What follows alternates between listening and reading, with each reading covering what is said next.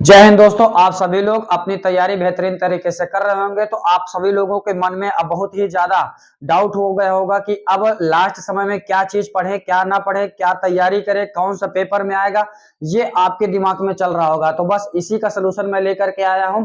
कई वर्षों का पेपर एनालिसिस करने के बाद आप सभी लोगों के लिए महत्वपूर्ण क्वेश्चन जो आपके पेपर में पूछे जाते हैं उन क्वेश्चन को लेकर के आया हूं। आप इन क्वेश्चन को तैयार कर लीजिए। ये आपके बोर्ड एग्जाम में 18 तारीख को डायरेक्ट देखने के लिए मिलेंगे, वो भी हिंदी के पेपर में। और आप लोग अगर मान लीजिए साल भर से कुछ नहीं पढ़े हैं तो केवल इतनी आप मतलब टॉपिक तैयार कर लीजिए, आपका स्कोर बहुत ही अच्छा आएगा।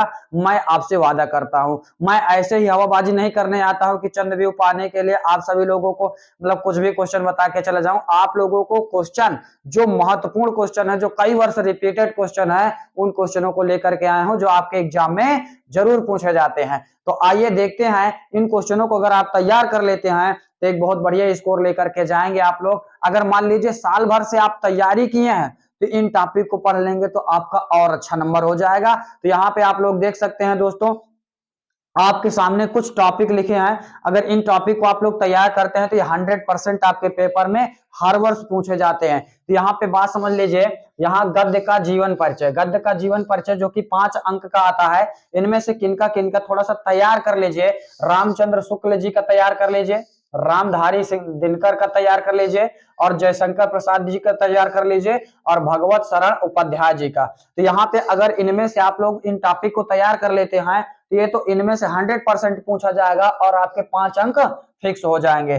फिर इसके बाद भैया क्या है, पद का जीवन परिचय। तो पद का जो जीवन परिचय है ये भी 5 अंक का आता है। तो यहाँ पे किन का तैयार करना है, महादेवी वर्मा जी का, तुलसीदास जी का, सूरदास जी का, और रसखान जी का, और माखनलाल चतुर्वेदी जी का। अब जीवन परिचय तो हर वर्ष पूछा जाता है, तो क्यों ना इसको तैयार कर लिया जाए जिससे आपके पेपर में क्या हो जाए, 100% मिल जाए।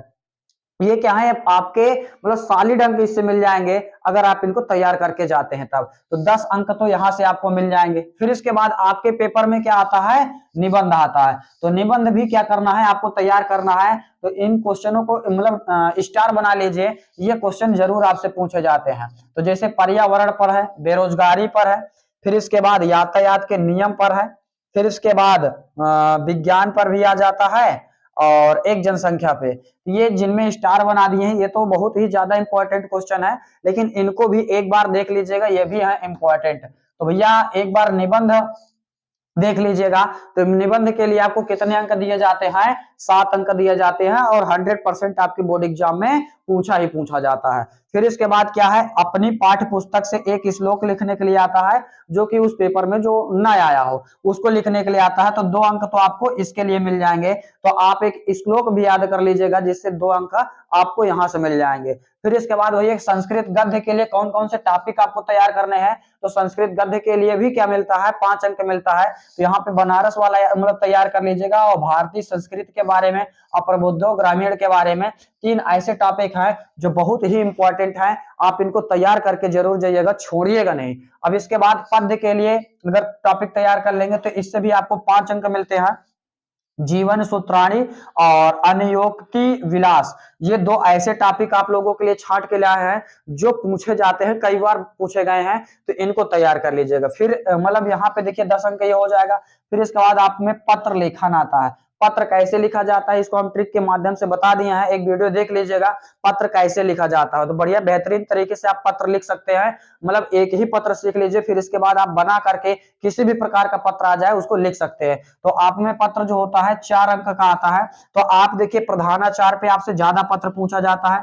अब प्रधानाचार्य पे पत्र कैसे कैसे पूछा जाता है, तो यहाँ पे बात समझिए, प्रधानाचार्य को पत्र लिखने मतलब छुट्टी के लिए लिखा जाता है। फिर इसके बाद मान लीजिए स्कूल में खेल कूद के सामान नहीं है तो सामान मंगवाने के लिए प्रधानाचार्य को पत्र लिखा जाता है। तो ऐसे पत्र आपसे पूछा जा सकता है प्रधानाचार्य पे।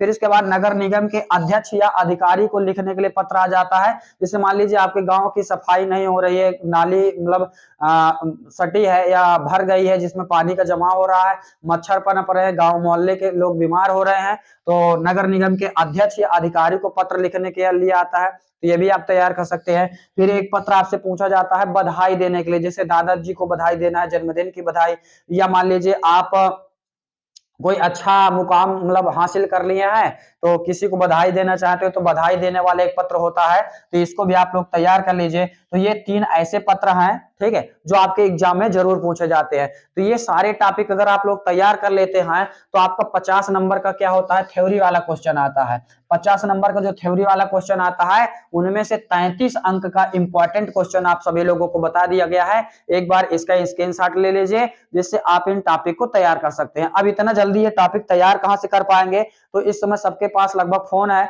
और आप लोग अच्छा बेहतरीन तरीके से अगर तैयार करना चाहते हैं अच्छे शब्दों में, तो आप इस समय एआई चैट जीपीटी का इस्तेमाल कर लीजिए और इन सभी टॉपिक को सर्च करके जल्द से जल्द तैयार कर लीजिए, क्योंकि कल आपका एग्जाम है। तो आज इसको जरूर देख लीजिएगा। ये टॉपिक अगर आप पहले से पढ़े हैं तो बहुत अच्छी बात है, एक बार रिवीजन कर लीजिएगा, ये बहुत ही महत्वपूर्ण टॉपिक है। और आप अपनी तैयारी बेहतरीन तरीके से करते रहिए, जिससे आपका स्कोर क्या हो जाए, बहुत अच्छा है। बहुत बहुत धन्यवाद दोस्तों।